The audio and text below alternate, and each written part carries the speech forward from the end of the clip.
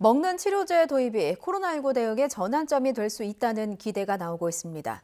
작용 기전을 보면 델타뿐 아니라 오미크론 등 여러 변이에도 효과가 있을 것으로 예상되기 때문입니다. 이형원 기자의 보도입니다.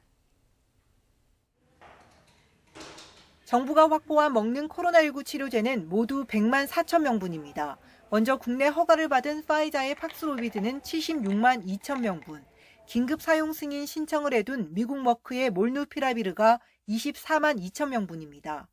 팍슬로비드는 임상 3상 시험에서 입원 또는 사망의 위험을 87% 감소시킨다라고 되어 있고요. 몰누피라비르 같은 경우에는 약 30%만 감소시킨다라고 되어 있습니다. 팍스로비드는 코로나19 대응에 중요한 전환점을 만들어줄 치료제로 꼽힙니다.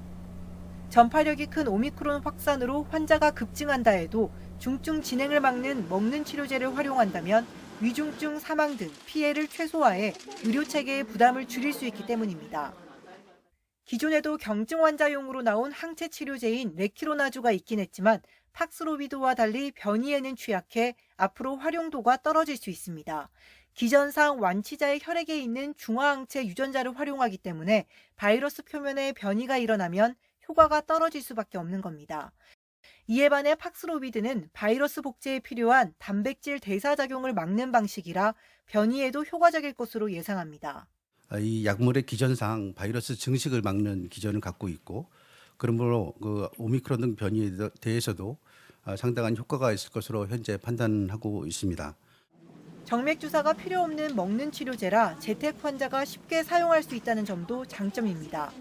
다만 환자 스스로 복용하는 만큼 5일 동안 복용법을 잘 지키는 게 중요합니다. 중간에 4일분, 3일분만 이렇게 복용했을 때는 훨씬 더 낮은 효과가 나타날 가능성이 높고요. 중간에 끊는 경우 그 바이러스가 약물에 내성이 생겨서 또 증상 발생 5일 안에 투약해야 하기 때문에 치료제 공급이 늦어지지 않도록 시스템 운영에 주의해야 하고, 고령층 가운데 증상이 있음에도 자각하지 못하는 사례가 있을 수 있어 의료진이 세심하게 환자 건강을 관찰할 필요가 있습니다. YTN 이영훈입니다.